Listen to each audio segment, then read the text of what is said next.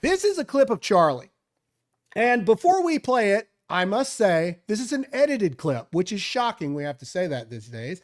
This is removing the person that he's actually debating. And a lot of people put Candace Owens in his place. We found one, I believe this is one that doesn't do that. It's just Charlie.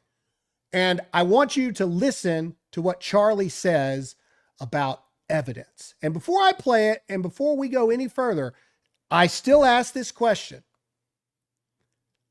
It's almost August.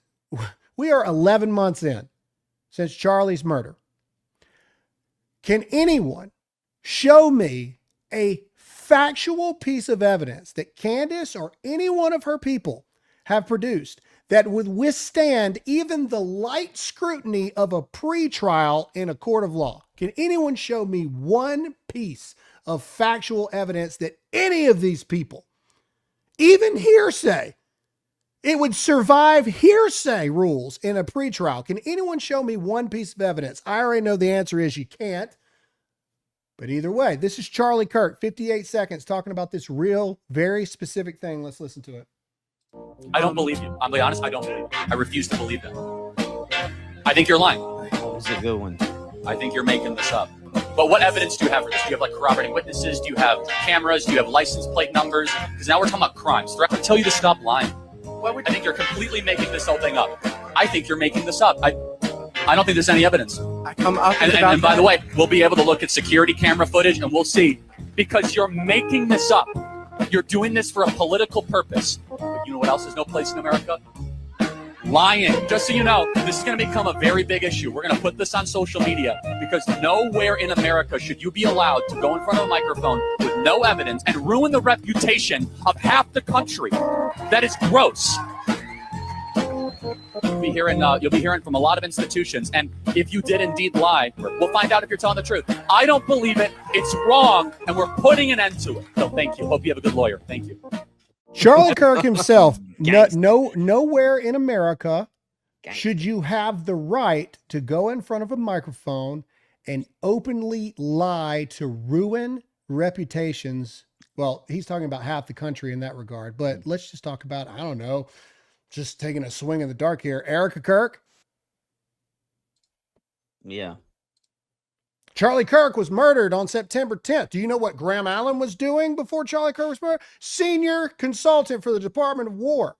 Candace Owens. Direct quote. I wonder what that meant. But either way, I mean, comment yes or no in the comment section. This is what I'm talking about. Charlie even knew it back then. This is going to become a very big issue, he said. Because you have no evidence. Where is the evidence to the things you're saying? And I think it's so fitting that he said things like, you're going to have security footage. You're going to have character witnesses. Yeah, you're going to have it's like license plate number, like, you know what I'm saying? But in Charlie's own murder, none of that matters. That's all fake. That's all made up. Every bit of it. None of it's real. Yeah. If that's not real, none of it can be real. Mm-hmm. If everything is a conspiracy theory, then nothing is a conspiracy theory. That's true. Amen. The government has given us every reason to question them 100%, especially during the Biden administration, but simply not. I believe it was Viva Frey who said this. I want to give credit where it's due, but to believe nothing the government says just because a government official said it, that's psychosis, man. Mm-hmm. It's crazy. It's the same thing of that guy cheated on you, therefore every single guy you meet's a cheater. Okay.